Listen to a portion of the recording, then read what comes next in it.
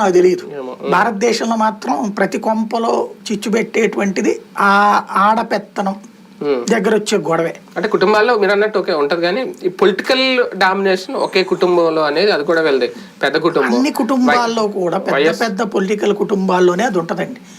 మీరు ఎన్ని ఎక్కడ ఎందుకు భారతదేశానికి అతిపెద్ద ఎక్కువ కాలం పాటు పరిపాలించిన పార్టీ ఏది? కాంగ్రెస్. మరి దాంట్లో ఏంటి తోడుకోడళ్ళ గొడవ కాదా? ఎవరు రాజీవ్ గాంధీ ఎవరు? చిన్నోడు. పెద్దోడు సంజయ్ గాంధీ. సంజయ్ గాంధీ భార్య మేనకా గాంధీ ఎక్కడుంది? బీజేపీ చేతిలో బతుకుతోంది. మరి సోనియా గాంధీ ఎట్టయింది? అత్త దగ్గర పెత్తనం చిన్న కోడలు లాక్కుంది, అక్కడే తగలడింది. ఈటెట్లో ఎందుకు ఉండవు? అవన్నీ చూస్తే రాహుల్ గాంధీ పెళ్లి చేసుకోలేదు, అది ఎందుకు వచ్చిన గొడవ రాబాబు అని.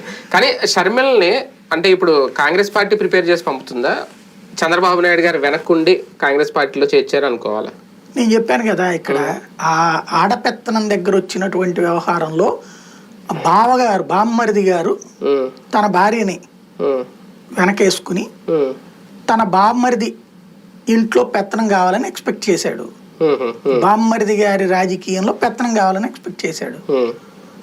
బామ్మరిది గారికి బావగారికి అలాంటి గిఫ్ట్ ఇవ్వడానికి బామ్మరిది సిద్ధంగా లేరు. కాబట్టి ఆ బామ్మరిది గారు తన భార్య ద్వారా ఒక కొత్త రాజకీయం ప్రారంభించారు. తన భార్యను తీసుకెళ్లి కాంగ్రెస్ పార్టీలో పెడితే ప్రయోజనం ఉంటది. అప్పుడు తన బామ్మరిదికి తన శక్తి ఏంటో చూపెడదాం. ఒకటి